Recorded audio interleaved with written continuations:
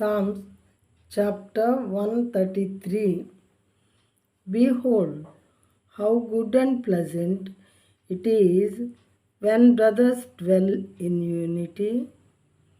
When brothers dwell in unity. It is like the precious oil on the head, running down on the beard of Aaron, running down on the collar of his robes. సహోదరులు ఐక్యత కలిగి నివసించుట ఎంత మేలు, ఎంత మనోహరము. అంటే సమాధానంగా జీవించటం, ఒకళ్ళు కలిసి సంతోషంగా జీవించటం అన్నమాట.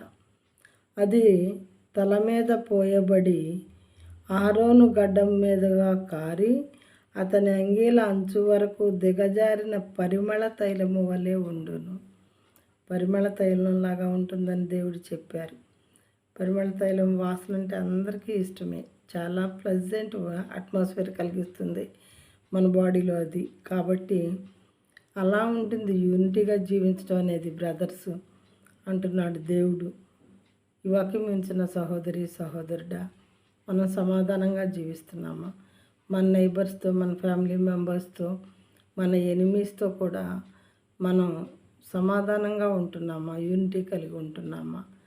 ఒకవేళ లేకపోతే దాన్ని సరి చేసుకోవటం చాలా అంటే 100% అవసరం.